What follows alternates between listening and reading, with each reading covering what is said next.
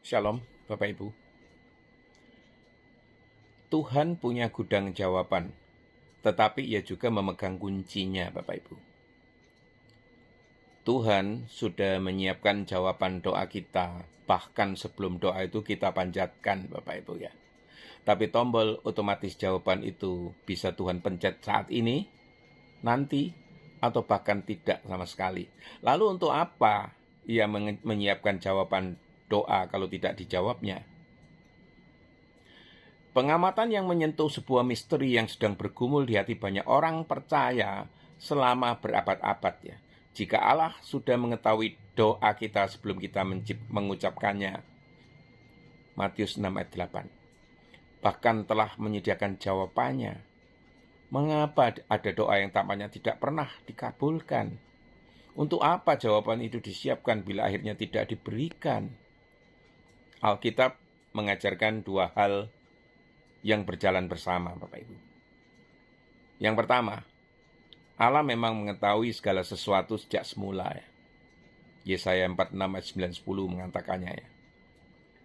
Namun Allah juga bertindak sesuai hikmat, Bapak Ibu. Kasih dan tujuannya bukan sekedar memasuki semua permintaan dan mengabulkannya, bukan.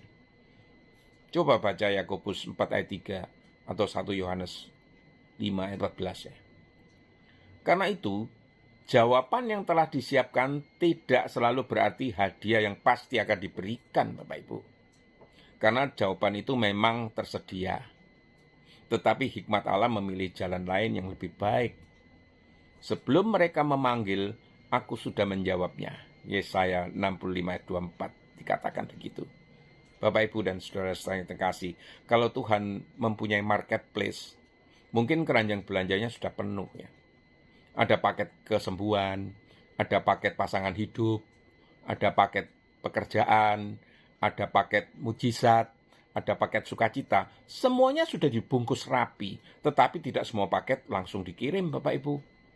Bayangkan seorang kurir datang ke rumah, permisi, saya membawa kiriman. Mana? Masih di mobil. Loh, kok tidak dibawa? Soalnya yang pesan belum siap menerimanya. Itu lucu, Bapak Ibu. Tetapi seringkali justru demikian cara Allah bekerja. Kita mengira masalahnya di gudang surga, padahal masalahnya sering ada di alamat menerima, Bapak Ibu.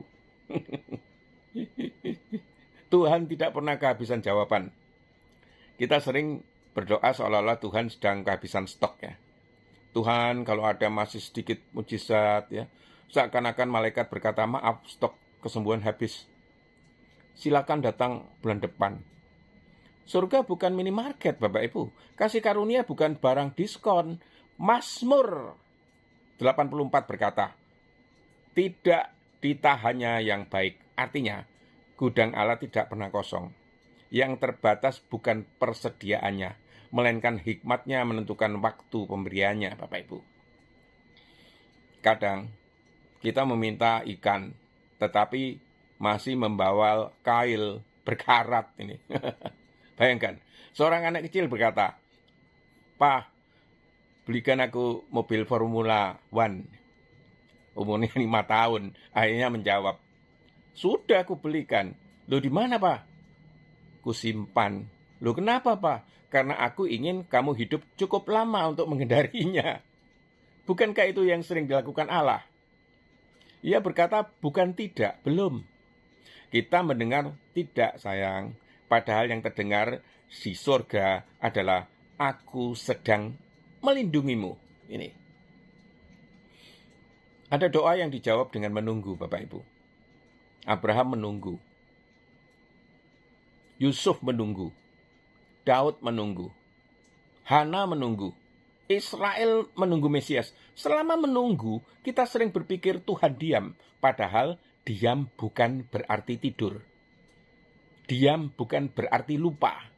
Diam adalah bahasa Allah ketika ia sedang menulis bab berikutnya. Ini.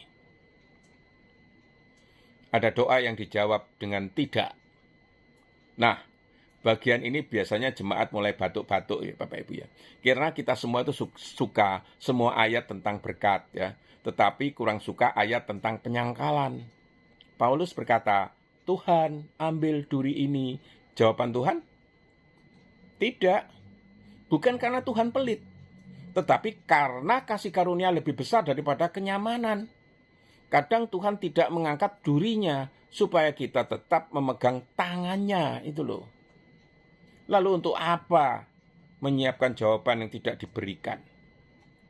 Inilah misteri yang indah, Bapak Ibu. Bayangkan seorang dokter, di lemarinya ada ratusan obat. Apakah semua pasien mendapat semua obat? Tidak. Karena obat yang tepat belum tentu obat yang diminta. Dokter yang baik bukan memberi semua obat, Bapak Ibu, melainkan memberi obat yang menyembuhkan. Demikian pula Allah. Gudang jawabannya penuh, tetapi tangan kasihnya memilih, Bapak Ibu. Tuhan sering mengganti hadiah dengan sesuatu yang lebih besar. Kita berkata, Tuhan, beri aku uang. Tuhan berkata, ku berikan hikmat. Kita berkata, aku maunya uang. Tuhan berkata, aku ingin engkau mengenalku. Kadang kita mengejar mujizat, sedangkan Tuhan sedang membangun manusia yang mampu memikul mujizat ini. Tuhan lebih tertarik membentuk pemohon daripada memuaskan permohonan. Allah bisa membeli roti loh, tetapi ia lebih dulu membentuk rasa lapar akan firman. Ia bisa memberi tahta, tetapi ia membentuk Daud di padang. Ia bisa memberi Mesir kepada Yusuf, tetapi ia membentuk Yusuf di sumur dan penjara. Allah tidak hanya membangun masa depan, Bapak Ibu. Ia membangun manusia yang sanggup hidup di dalam masa depan itu. Jadi sorga bukan mesin penjual otomatis. Kadang kita memperlakukan doa seperti mesin minuman ya. Masukkan puasa 3 hari, tekan tombol kesembuhan. Kalau yang keluar bukan itu, kita mulai menggoyang mesinnya. Tuhan kok macet ini? Seluruh jemaat tertawa, tetapi Allah berkata, aku bukan vending mesin. Aku Bapa.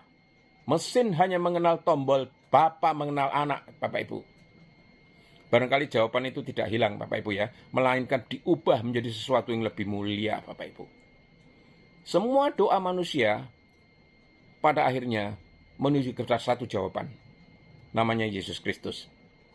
Dunia meminta damai, Allah mengirim anaknya. Dunia meminta terang, Allah mengirim firman yang menjadi manusia. Kadang kita meminta perubahan keadaan, Allah memberi pribadi yang sanggup mengubah hati. Kristus adalah Yah Allah bagi janji-janjinya. 2 Korintus 1 ayat 20, Bapak Ibu. Bapak Ibu dan saudara-saudara yang terkasih, mungkin hari ini engkau berkata, Tuhan, mengapa doaku belum dijawab? Barangkali Tuhan menjawab, aku sudah menyiapkan jawabannya, tetapi aku sedang menyiapkan engkau. Karena jawaban doa yang terlalu cepat bisa menjadi beban, Bapak Ibu. Jawaban doa yang terlalu lambat bisa menjadi sekolah iman justru. Dan jawaban doa yang tidak diberikan bukanlah bukti bahwa Allah menolak kita, melainkan bisa menjadi bukti bahwa Ia sedang memberikan sesuatu yang lebih selaras dengan kehendaknya dan lebih membawa kita kepada kemuliaan Kristus ini. Roma 8 ayat 28.